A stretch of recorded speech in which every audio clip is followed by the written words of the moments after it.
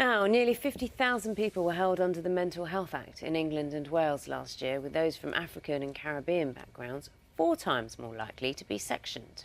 An independent review found there needs to be a greater focus on the wishes of those who have been detained. We're joined from London now by Richard Walsh. She's from the charity Rethink Mental Illness, and also in the studio by Mariam Zulfikar, whose personal experience in mental health care. Very good morning to you both. Good morning. Mariam, thanks for joining us, and thanks for sharing your story, because it's a brave thing to do anyway. It's scary. It's scary, yes. But your message will resonate with people. You are a lot younger, and you were suffering from PTSD. Yeah. Just take us through a sort of brief version of a sequence of events. I started seeing CAMS when I was about 12 years old. Explain that for us. CAMS, Child Adolescent Mental Health Services, when I was 12, and that was good, but when I turned 16, I started to get really unwell, and my PTSD and depression got really bad. And this was with the background of, you were initially in Kenya. Yeah, so I suffered abuse in my childhood, and as I got older, because I hadn't disclosed it to anyone, it kind of manifested itself into PTSD and really bad depression. So during my GCSEs, I really struggled. I just was not doing well at school. My school wasn't the most supportive. I didn't really share much with my family, and I was seeing a psychologist, psychiatrist, family therapist, and this reaches a kind of a crisis point. Yeah, so we avoided hospital admission for quite some time.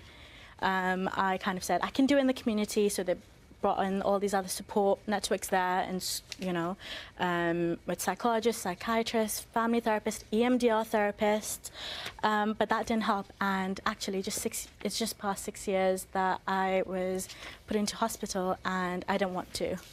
I resisted it. I threw a big fight, but it was like, we're either putting you in a police van and taking you to hospital, or you're going in your parents' car. So what happened? I became very suicidal. But in that moment in time, I mean, what happened? You said you could have been taken away by the police? Yeah, so I went into my psychologist's office, and it was really, like, I can remember it just like it was yesterday, but I was very low, probably one of the lowest points in my life. And she asked me if I had plans to commit suicide, and I just broke down, and I was on the floor sobbing my eyes out, because I did have a plan, and it was going to be that Friday.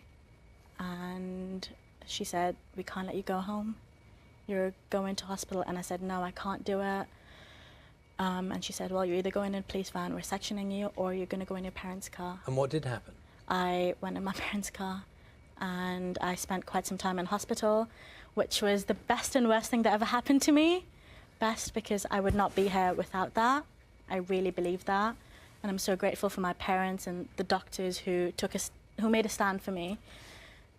Well, it's a story I think that many people will resonate with. And thank you, as Charlie said at the beginning of this, it's very brave, and, you know, to be open about this. There's a lot of people that go through it. Yeah, and this is the point with this research. Richard, I know you've been hearing this at the moment, you know, what we've been talking about on the sofa from Mariam. Rethink Mental Health has been quite a key player in this research. Can you tell us kind of what it's thrown up and in terms of what needs to be tackled now? I think, frankly, the legislation's outdated and no longer fit for purpose. It doesn't treat people with dignity and respect. It doesn't give them a choice in the treatment they're receiving. It doesn't allow them to select the family and friends that they want to be involved in their care. And really, this is about patient involvement and patient choice. And now that more and more people are suffering from mental illness, we need to recognise that this isn't just a small minority of people. We're talking about hundreds of thousands of people. But unfortunately, Richard, there's no funding, is there? I mean, when you look at it, so what can be done in the short term? We've heard Mariam's story here. There'll be people watching saying, "I'm in trouble. What can be done?"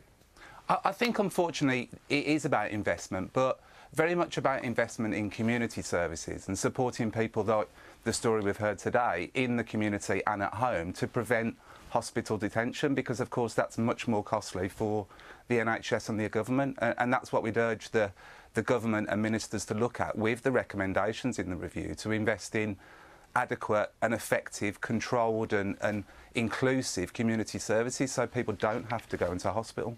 And Mariam, I mean, given your experience, a lot of this report is about how much worse it can be for people if they're treated incorrectly. You know, it can compound what is already a very bad situation. I think having a care plan in place that is inclusive, that you have autonomy over, and you can decide what works best for you, versus being like, oh, this is what we're going to do with you. You don't have a say in this. These are the medications you're going to take. This is what's going to happen to you. I think that can actually be quite detrimental in people's mental health. And I can't help but think, you mentioned that moment in time when they were saying, you're going to go, the police are going to come and get you. Did that makes you feel like, presumably like a criminal? Like I'd done something wrong. It was like, what did I do wrong? I just don't want to be here. Like, how am I guilty of something? But it's scary as well to be like, oh, you're going to have police, and if you don't do this, this is your only choice.